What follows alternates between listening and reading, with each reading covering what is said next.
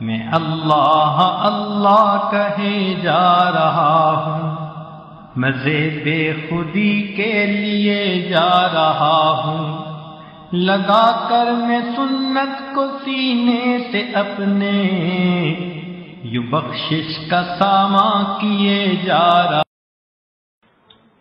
تو انتظار تو کرنا پڑنا ہے، حسن کا دستور ہے،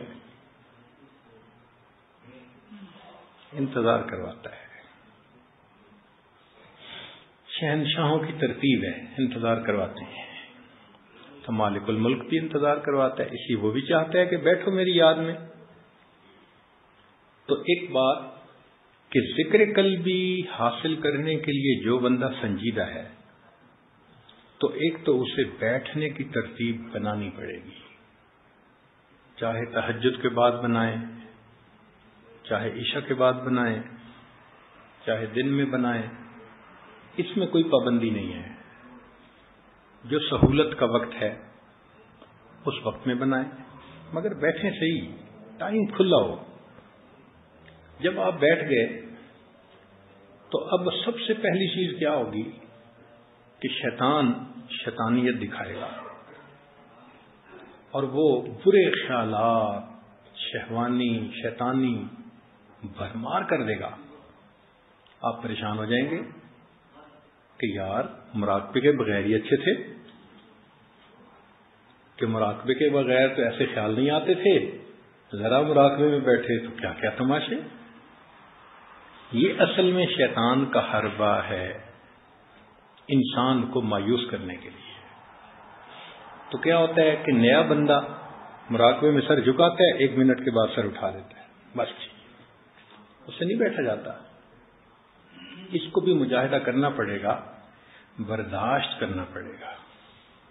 اس کی مثال یوں سمجھیں کہ اگر کسی کمرے میں بلی نے پاخانہ کر دیا ہو تو جیسے ہی آپ دروازہ کھولیں گے تو بو تو آئے گی، اب آپ فوراً دروازہ بند کر دیں تو بو تو نہیں نہ ختم ہو سکتی۔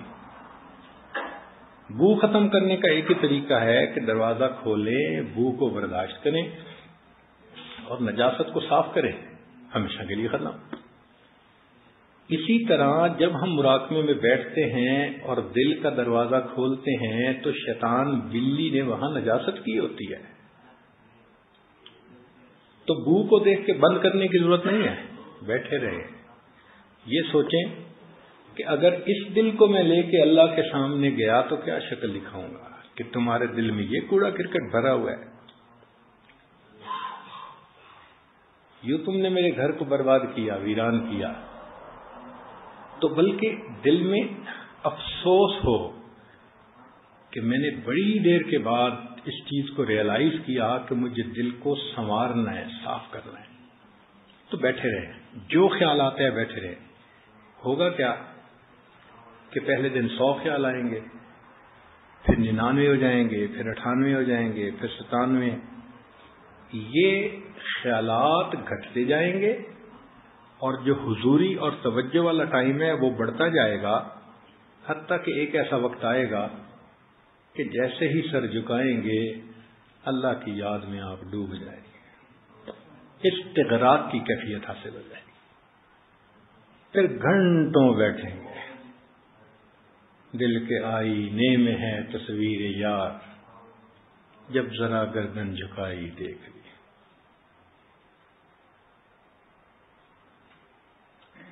تو اس میں بیٹھنا اور دوسرا وساوس سے مت گھبرانا، اور تیسرا کیفیت کا ٹھیک ہونا۔ کیا کچھ لوگ مراقبے میں بیٹھ کے سانس سے کرنے لگ جاتے ہیں، یہ صحیح طریقہ نہیں ہے۔ جذبہ بھی محسوس ہوگا اور وارفتگی بھی محسوس ہوگی، مگر دل صاف نہیں ہوگا۔ دل تو صاف ہوگا جب اس طریقے سے کریں گے جو مشائخ کے اوپر اللہ نے کھولا ہے۔ یہ الہامی طریقہ ہے نا، تو رب کریم نے جو الہام فرمایا کہ اس طرح کرنے سے یہ دل صاف ہوتا ہے، وہ تو اسی طرح ہوگا۔ تو سانس سے کچھ نہیں کرنا ہوتا، جسم کو حرکت نہیں ایسے دینی ہوتی، زبان سے کچھ نہیں پڑھنا ہوتا، بلکہ مراقبے میں یہ فیل کرنا ہوتا ہے کہ میرا دل اللہ اللہ بول رہا ہے، میں سن رہا ہوں. جیسے کیسٹ بجتی ہے نا اور آپ توجہ کر کے بیٹھتے ہیں، ایسے دل کی کیسٹ اللہ اللہ بول رہی ہے اور میں سن رہا ہوں. یوں بیٹھنا پڑتا ہے.